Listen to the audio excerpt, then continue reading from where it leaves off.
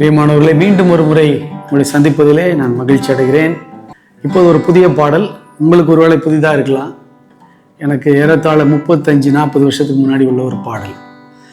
Doctor Jayarani அவர்கள் நான் நினைவு கூறுகிறேன். அவங்க தான் எழுதி ஒரு முறை தமுக்க மைதானத்தில் இதை அரங்கேற்றினார்கள். ஏஜியுடைய வாலிபர் முகாமில். என்னோட கூட சேர்ந்து பாடலாமா? இயேசுவின் நாமத்தினால் ஒரு அற்புதம் உனக்கு நடக்கும். இயேசுவின் நாமத்தினால் ஒரு புது வழி உனக்கு திறக்கும். இயேசுவின் நாமத்தினால் ஒரு புது வழி உனக்கு திறக்கும். இவன் தந்த தரிசனங்கள் அது நிச்சயம் நடந்து தீரும். தேவன் தந்த தரிசனங்கள் அவை நிச்சயம் நடந்து தீரும். கர்த்தரின் வாக்கு தத்தம் அது நிச்சயம் உன்னை உயர்த்தும். கர்த்தரின் வாக்கு தத்தம் அது நிச்சயம் உன்னை உயர்த்தும். இயேசுவின் நாமத்தினால் ஒரு அற்புதம் உனக்கு நடக்கும். இயேசுவின் நாமத்தினால் ஒரு புது வழி உனக்கு திறக்கும். தூதர்கள் சேனை இறங்கும். ஒரு யுத்தம் உனக்காய் நடக்கும். சிலுவையின் வெற்றியாவும் உன் சொந்தமாய் வந்து சேரும். ஓ, சிலுவையின் வெற்றியாவும் உன் சொந்தமாய் வந்து சேரும். இயேசுவின் நாமத்தினால் ஒரு அற்புதம் உனக்கு நடக்கும். இயேசுவின் நாமத்தினால் ஒரு புது வழி உனக்கு திறக்கும்.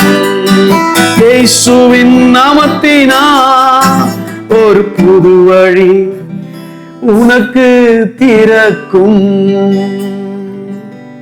பாடல் பிடித்திருக்கும் நான் நினைக்கிறேன். காரணம், வாக்கு தத்தத்தை சொன்னா யாருக்கு தான் பிடிக்காது. தேவன் தந்த தரிசனங்கள் நிச்சயம் நடந்து தீரும். அது எப்படி நடக்குதுன்னா, இயேசுவின் நாமத்தினால் கிடைக்கிறது என்று நாம் சொல்கிறோம்.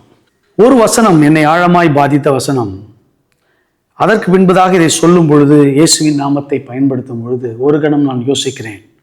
யாக்கோபு எழுதின நிருபம் 4ஆம் அதிகாரம் 3ஆம் வசனம் இப்படி சொல்லுகிறது: நீங்கள் விண்ணப்பம் பண்ணியும் உங்கள் இச்சைகளை நிறைவேற்றும்படி செலவழிக்க வேண்டும் என்று தகாத விதமாய் விண்ணப்பம் பண்ணுகிறபடியால் பெற்றுக்கொள்ளாமல் இருக்கிறீர்கள். I will read again.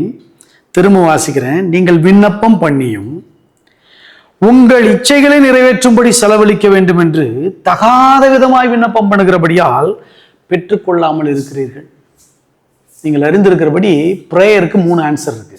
ஒன்று எஸ், ஒன்று நோ, ஒன்று வெயிட்னு சொல்லுவாங்க. மெனி டைம் நோவாக தான் இருக்கும். சில நேரங்களில் வெயிட் இருக்கும். ஆண்டோடைய சித்தத்தின்படி கேட்டிருந்தா கண்டிப்பாக அது எஸ்ஸாக தான் இருக்கும். இந்த இடத்துல என்ன நான் சொல்ல வரேன்னா, ஒரு காரியத்தை நீங்கள் ப்ரேயர் பண்ணும்போதே ஹிடன் அஜெண்டா உள்ள இருக்கு. If you pray with wrong motives அப்படின்ட்டு வேதம் சொல்லுகிறது. ராங் மோட்டிவ்ஸ் உள்ள இருந்தாலே அந்த ஜபத்திற்கு ஆண்டவர் பதில் அளிக்க மாட்டார். Check yourselves. என்னையும் சேர்த்து சொல்கிறேன். இந்த நாளில் இருந்து ஜபிக்கும் பொழுது, நான் ஆண்டவருடைய நாமத்தை உபயோகப்படுத்துகிறேனே, இது ஆண்டவருக்கு பிரியமா என்று நம்மை நாமே ஆராய்ந்து பார்க்க வேண்டும். ஒரு காரியத்தை செய்யும் பொழுது, ஒரு இடத்திற்கு போகும்போது, ஒரு படிப்பை படிக்கும்போது நம்ம என்ன நினைக்கிறோம்? ப்ரேயர் பண்ணும்போது, ஆண்டவர் இதை செய்தால் நான் அங்கே போய் இவ்வளோ சம்பாரிச்சு இப்படி செட்டில் ஆகி பேரம்பேத்திகளோடு மகிழ்ந்திருப்பேன் என்பது உன்னுடைய குறிக்கோளா? ஆண்டவருக்கு பிரியமாய் வாழ்ந்து நான் முடிக்க வேண்டுமே என்ற எண்ணத்தோடு தான் நான் ஒரு காரியத்தையும் செய்கிறேனா, அல்லது தேவனிடத்தில் விண்ணப்பம் பண்ணுகிறேனா என்பது கேள்விக்குறி. இங்கே ஹெட் குவார்ட்டரில் கேம் இண்டியாவில் இருக்கிறோம். திடீரென்று எனக்கு தெரிஞ்ச ஒரு மளிகை கடைக்காரர்கிட்ட போய், புதிதாய் ஜாயின் பண்ண ஒருத்தர் போய் ஒரு சாமான் கேட்குறாரு. சார், 5000 ருபீஸ்க்கு வாங்கிட்டோம், எப்படி சார் பேமெண்ட்டு? அங்கே உள்ள டைரக்டர் பே பண்ணுவாருங்க அப்படின்னு சொன்ன உடனே, இவர் எப்போயுமே 100 ரூபா 200 ரூபாய் இன்னைக்கு 5000க்கு மேலே வாங்கியிருக்கிறாரு, கேட்டால் அவர் பே பண்ணுவாருன்னு சொல்லுவாருன்னு சொல்லி எனக்கு கால் பண்ணி கேட்பார். நான் சொல்கிறேன், அவர் எனக்கு தெரியாதே. என்ன பண்ணுவார்? ஒன்று அடி விழும், இல்லைன்னா கால் பண்ணி போலீஸை கூப்பிடுவார் என்னை சீட் பண்ண பார்த்தாருன்னு.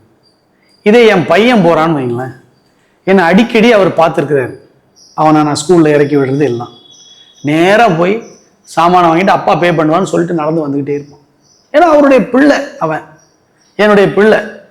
ஸோ இதைத்தான், நான் ஆண்டவருடைய பிள்ளையானால் எனக்கு சகல அதிகாரமும் அவர் கொடுத்திருக்கிறார்.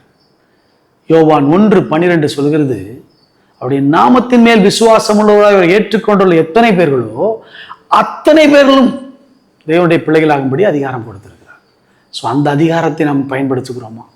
ஒவ்வொரு முறை ஜெபம் பண்ணும்போதும் பிதாவாகிய தேவன் குமாரனாகிய இயேசு கிறிஸ்துவை பார்த்து கேட்கிறாரு, son they are praying in your name. அவர் ஒருவேளை சொல்லுவாரோ, அவர் யாருன்னு எனக்கு தெரியாது, அப்படி ஆகிவிடாதபடிக்கு நம்முடைய உறவை காத்துக்கொண்டு அந்த நாமத்தை யூஸ் பண்ணும்போது அவருடைய சித்தத்தின்படி கேட்கிறேனா என்று கேட்டு நன்மைகளை 100% பெற்று அனுபவிக்க ஆண்டவர் நமக்கு உதவி செய்வாராக. பிதாவே, இந்த வேளைக்காய் நன்றி செலுத்துகிறேன். இப்படிப்பட்ட சத்தியத்திற்குள்ள எங்களை நடத்துவீராக. உம்மோடு உள்ள உறவு தான் என்னுடைய வாழ்க்கையில் மிக முக்கிய ஆண்டவரே.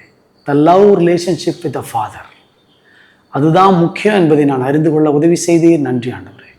இந்த நாளிலிருந்து கடைபிடிக்க எனக்கு உதவி செய்யும். மீட்பர் இயேசு மூலம் ஜெபிக்கிறேன் நல்ல பிதாவே. ஆமென். அனைவருக்கும் கிறிஸ்து